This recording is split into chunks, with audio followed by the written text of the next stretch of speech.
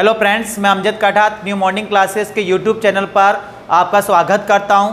आज जो हम टॉपिक लेकर आए हैं आपके लिए वो समसामयिक घटनाक्रम के तहत लेकर आए और आज का जो टॉपिक है हमारा वो है प्रणब मुखर्जी के ऊपर। कौन सा टॉपिक होगा? प्रणब मुखर्जी, जिनका आज देहांत हो गया है 31 अगस्त 2020 को 84 ईयर की एज के अंदर। ठीक है ना।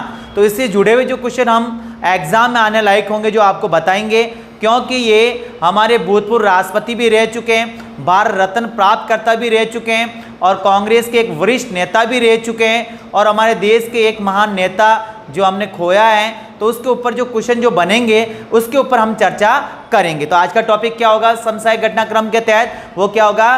प्रणब मुखर्जी। ठीक है ना।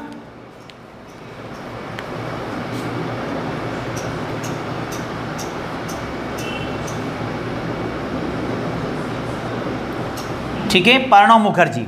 देखिए आप, प्रणब मुखर्जी का जो जन्म हुआ है वो 11 दिसंबर 1935 को हुआ है। कब हुआ? 11 दिसंबर 1935।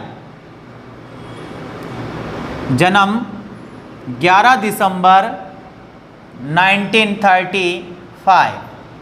हर बात समय एक तो ये डेट आपको ध्यान रखनी है, एक वापस क्या ध्यान रखना है? मृत्यु। जो हाल ही में इनकी मृत्यु हो रही है वो कब हो रही है? 31 अगस्त 2020 को। क्लियर?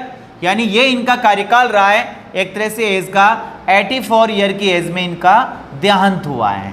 हर बात समय देखिए आप, इनका जो बचपन का नाम है वो है प्रणब कुमार मुखर्जी। बचपन का नाम क्या है? प्रणब कुमार मुखर्जी।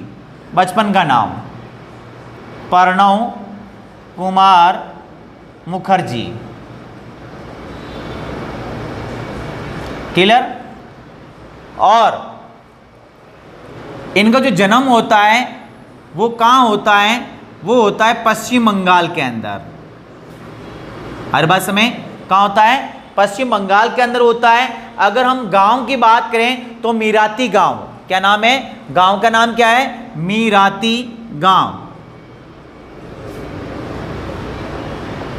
हर बात समय ठीक है। और अगर मीराती गांव के साथ अगर हम शहर जोड़ें तो किरनार शहर। शहर का नाम क्या है? किरनार शहर। ठीक है, किरनार शहर, मीराती गांव, पश्चिम बंगाल के अंदर इनका जन्म होता है 11 दिसंबर 1935 को। इसका हमें ध्यान रखना है। क्लियर? और ब्राह्मण परिवार के अंदर होता है इनका जन्म।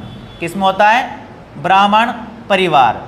इनके जो फादर हैं वो कांग्रेस के नेता रह चुके आज़ादी से पहले, ध्यान रखें आप। और उनका स्वतंत्रता आंदोलन के अंदर भी महत्वपूर्ण योगदान रहा इनके फादर का, हमें ध्यान रखना है। ठीक है। अब देखिए आप, ये 1969 को सियासत में कदम रखते हैं। सियासत में कदम कहने का मतलब राजनीति में आना। सियासत में कदम का मतलब क्या है? राजनीति में आना है। और कौन सी पार्टी में आते ये? कांग्रेस पार्टी में। कौन थे 1969 के अंदर हमारे देश के पीएम? तो ध्यान रखें उस टाइम हमारे देश के जो पीएम थे वो कौन थी? इंदिरा गांधी, भारत की प्रथम महिला प्रधानमंत्री। 1969 में ये पीएम थी। उस टाइम ये कांग्रेस के अंदर भाग लेते हैं, पार्टी में ज्वाइन करते हैं। ध्यान रखें आप। और ज्वाइन करते ही आपको ध्यान होगा 1969 में 14 बैंकों का राष्ट्रीयकरण हुआ। ध्यान रखें आप। ठीक है ना। 14 बैंकों का राष्ट्रीयकरण एक साथ सबसे पहली बार। ठीक है। आरी बात समय तो 1969 में ये कांग्रेस पार्टी को ज्वाइन करते, कदम रखते हैं। ध्यान रखें आप। और ये 2 बार लोकसभा सांसद भी रह चुके हैं। आरी बात में 4 बार राज्यसभा सांसद भी रह चुके हैं। लेकिन सबसे मेन जो क्वेश्चन बन रहा है ये बन रहा है कि ये भारत के राष्ट्रपति रह चुके हैं ना। तो राष्ट्रपति का कार्यकाल क्या है वो आपको ध्यान रखना है इसका। देखिए आप, इसका जो राष्ट्रपति का जो कार्यकाल है इनका प्रणब दा का, इसको प्रणब दा के नाम से भी जाना जाता है। ध्यान रखें आप। जो राष्ट्रपति बने ये भारत के 25 जुलाई 2012 को। हर बात में भारत के राष्ट्रपति कब बने ये? जो 25 जुलाई 2012 को। और इनका जो कार्यकाल रहा है वो आगे 25 जुलाई 2017 तक। हमारे पास में 25 जुलाई 2017। आपको ध्यान होगा 2012 से 2017 के बीच में इन्होंने 2 प्रधानमंत्री का कार्यकाल देखा है। एक तो कौन हो गए? मनमोहन सिंह जी, मनमोहन सिंह, और एक कौन हो गए? नरेंद्र मोदी, जो वर्तमान में हमारे देश के क्या है? पीएम है। और वर्तमान में भारत के राष्ट्रपति कौन है? रामनाथ कोविंद है। हर बात में तो इसका हमें ध्यान रखना है। अब देखो ये जो राज्यसभा सांसद रहे ये 4 बार, वो कब कब रहे?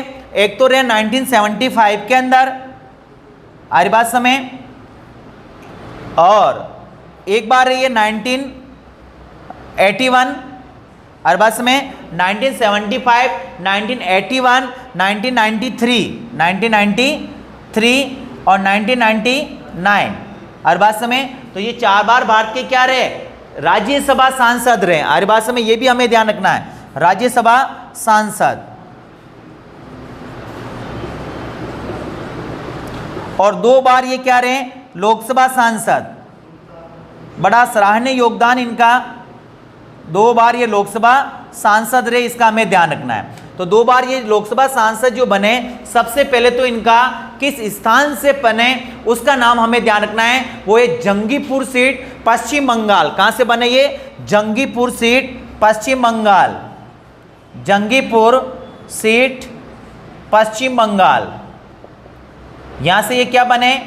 लोकसभा सांसद बने। अरे बात समय, और दोनों बार जंगीपुर सीट से ही बने। कब कब बने इसका हमें ध्यान रखना है, 2004 और 2009। कब कब बने? 2004 और 2009 में। तो 2 बार लोकसभा सांसद हो गए, 4 बार क्या हो गए? राज्यसभा सांसद हो गए। और 1969 में ये सियासत में कदम रखते हैं, ध्यान रखें आप। और भारत के ये राष्ट्रपति भी रह चुके हैं। आया यहां तक समझ में? इसके अलावा देखो आप, ये भारत के वित्त मंत्री भी रह चुके हैं। हर बात में भारत के क्या रह चुके हैं? वित्त मंत्री भी रह चुके हैं। तो वित्त मंत्री का कार्यकाल इनका कब रहा था, वो हमें आना जरूरी है। हम पूरा प्रणवदा के बारे में डिटेल से ले रहे हैं, क्या क्या इनका राजनीति के अंदर सक्रिय योगदान रहा, ध्यान रखें आप। तो वित्त मंत्री जो ये रहे हैं वो रहे 24 जनवरी 2009 से 26 जून 2012 तक। हर बात में कहां से कहां तक? 24 जनवरी 2009। हर बात में से 12 जून 2012 तक। हर बात में 12 जून नहीं होगा, 26 जून होगा। तो यहां तक ये क्या रहे? भारत के वित्त मंत्री भी रह चुके हैं। हर बात में बताइए इस टाइम हमारे देश के पीएम कौन थे? तो ध्यान होगा आपको 2009 से 2012 के बीच में भारत के पीएम कौन थे? डॉक्टर मनमोहन सिंह थी, है ना। खुद अर्थशास्त्री थे महान हमारे देश के, मनमोहन सिंह। तो इनके कार्यकाल में ये भारत के क्या रह चुके? वित्त मंत्री भी रह चुके हैं। ठीक है, हम नेक्स्ट देखते हैं हम इनका और क्या योगदान है। इनको बड़े बड़े पुरस्कार भी मिले हैं, उनके बारे में भी हम चर्चा कर रहे हैं। ये भारत के वित्त मंत्री तो रहे, रक्षा मंत्री भी रह चुके, योजना आयोग के उपाध्यक्ष भी रह चुके। ध्यान रखें आप, वो कब रहे योजना आयोग के उपाध्यक्ष और रक्षा मंत्री?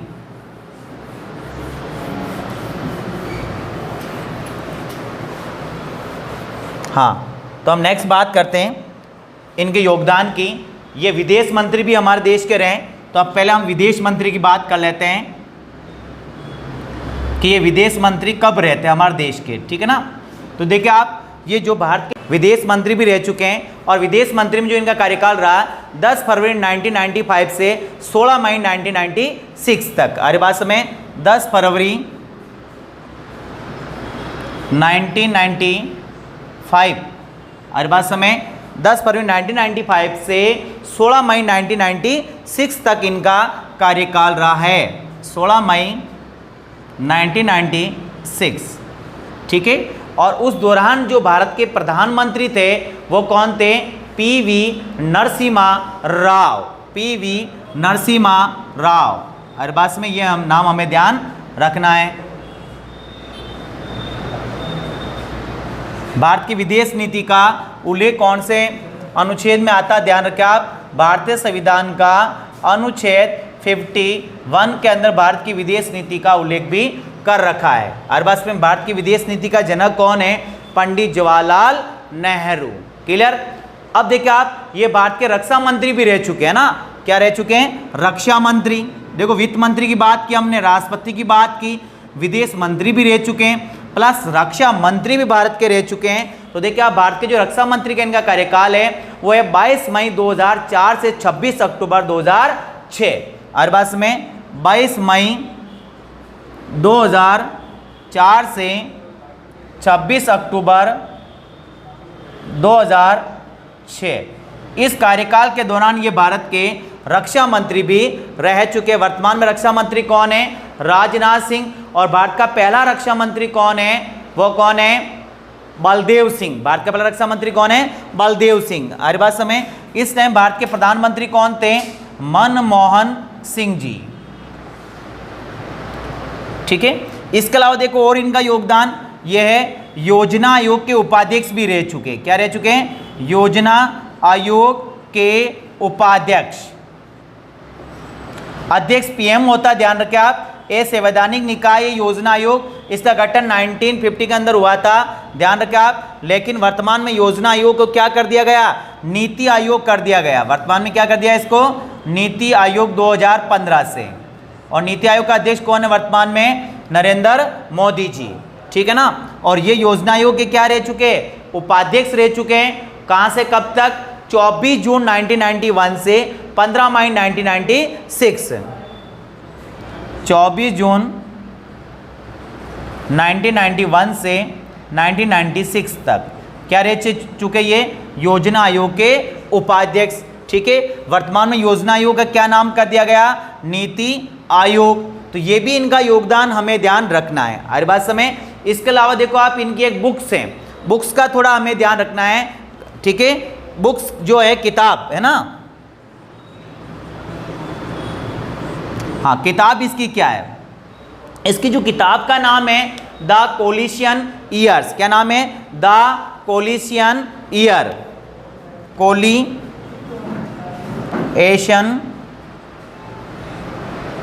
ईयर्स। ठीक है। ये इसकी किताब है 1996-2012। इसकी किताब का नाम भी आपको ध्यान रखना है। ठीक है। इसके अलावा देखो आप, इसके पुरस्कार से संबंधित क्वेश्चन भी एग्जाम में बनते रहते हैं ना, तो पुरस्कार का भी थोड़ा हमें ध्यान रखना है। देखिए आप, पुरस्कार में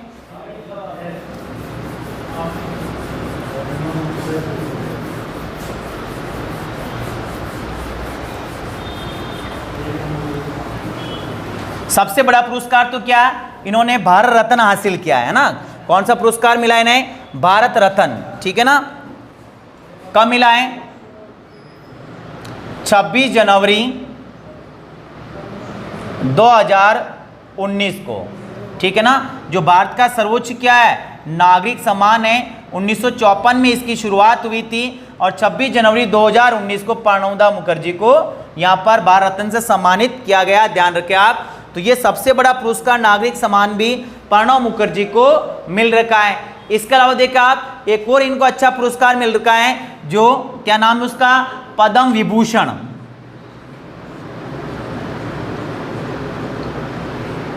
पद्म विभूषण। हर बात समय पद्म विभूषण जो इन्हें पुरस्कार मिला है वो मिला है 2008 के अंदर। हर बात समय कब मिला है? 2008 के अंदर इन्हें पद्म विभूषण मिला है। देखिए आप, सबसे बड़ा पुरस्कार कौन सा? भारत रत्न होता है, फिर पद्म भूषण होता है, पद्म विभूषण होता है। तो तीसरा सबसे बड़ा पुरस्कार भी इन्हें मिल रखा है। ध्यान रखें आप। और ये क्या हो गया? फर्स्ट पुरस्कार। इसके अलावा देखिए आप, बेस्ट सांसद का अवार्ड भी इन्होंने हासिल कर रखा है। सर्वश्रेष्ठ सांसद। अरे बात समय, सर्वश्रेष्ठ सांसद कब मिला इन्हें? सर्वश्रेष्ठ सांसद का अवार्ड वो 1997 में मिला है। सर्वश्रेष्ठ सांसद का अवार्ड कब मिला है? 1997 के अंदर मिला है। इसके अलावा देखा आप, न्यूयॉर्क से एक प्रकाशित होती पत्रिका, उसका नाम है यूरोमनी। क्या है? यूरोमनी। उसका एक सर्वेक्षण हुआ था 1984 के अंदर। दुनिया के बेस्ट 5 सर्वोत्तम वित्त मंत्री के अंदर इनको चुना गया। कौन सी पत्रिका है? यूरोमनी। यूरोमनी। हर बात समय ये यूरोप की एक पत्रिका है। ठीक है, न्यूयॉर्क से जो प्रकाशित होती, सॉरी यूरोप से, कहाँ से, न्यूयॉर्क से। इसकी पत्रिका नाम क्या, यूरोमनी, जिसने एक सर्वेक्षण किया था 1984 के अंदर, ठीक है, और 1984 के अंदर दुनिया के 5 सर्वश्रेष्ठ वित्त मंत्री के अंदर इन्हें चुना गया। तो ये भी इनका योगदान है। खास तौर पे भारत रत्न को आपको ध्यान रखना है, 2008 में पद्म विभूषण मिला, सर्वश्रेष्ठ सांसद 1997 के अंदर, ठीक है, और यूरोमनी पत्रिका के अंदर 1984 के अंदर दुनिया के बेस्ट वित्त मंत्री के अंदर इनकी गिनती आती है, ठीक है। तो ध्यान रखें, सबसे पहले इनका जन्म 1935 के अंदर आर्यवास में, और मृत्यु जो हो रही लेटेस्ट 31 अगस्त 2020 को इनकी मृत्यु हुई है, और ये भारत के राष्ट्रपति रह चुके हैं 2012 से 2017 के मध्य। 2019 में इसे भारत रत्न से और 2018 में इसे पद्म भूषण से सम्मानित, पद्म विभूषण से इसे सम्मानित किया गया है, ठीक है ना। तो मेरे को पूरा विश्वास आपको समझ में आई होगी क्लास, ठीक है। 2 बार सांसद, 4 बार राज्यसभा सांसद भी रह चुके, लोकसभा सांसद 2 बार, ठीक है। तो इनका पूरा मैंने एक राजनीतिक कैरियर आपको बताया और इनका बड़ा योगदान रहा हमारे देश के अंदर, पूरा आपको डिटेल से समझाया।